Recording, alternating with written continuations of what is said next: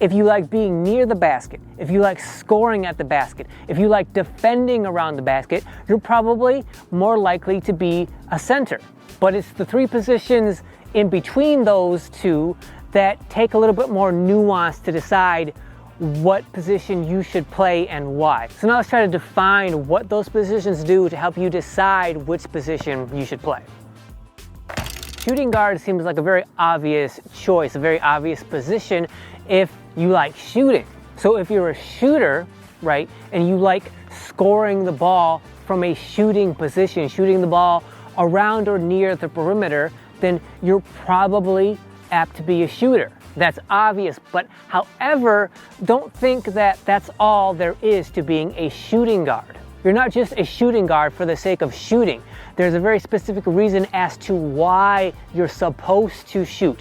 You're shooting so that you can stretch the defense out. So for those beginners of you that don't understand yet, right, if you don't have shooters on your team, if there's not players on your team that can shoot from mid-range at least out to the perimeter, then there would be no reason for the defense to ever leave the paint area, right? Because if your team can't shoot, if the only way they can score is to go to the basket and try to get layups, then why should the defense ever leave around the basket? Obviously, they can't just park themselves, you know, in the paint, because that would be 5 seconds. But when you're talking about out here at the park, nobody ever calls 5 seconds anyway. So if you're playing out here at the park and you don't have any shooters on your team, then why should the defense ever leave the paint? They would just wait for you down there and contest you whenever you get close to the basket. And if you're playing organized basketball, then they'll just wait just outside of the paint, and they're not going to guard you, because if you can't shoot and they know it,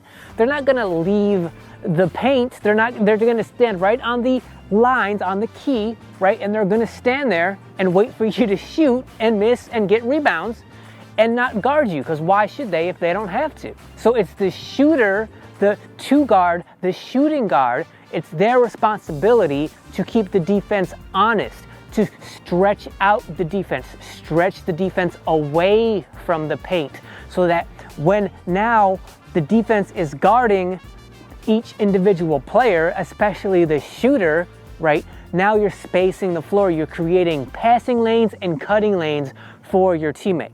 So if you like to shoot and you like to draw a defender to you so that they have to defend you, creating space between your teammates and the basket, then you're probably apt to be a shooting guard. Also, obviously, you have to be good at shooting to be a shooting guard, so keep that in mind as well.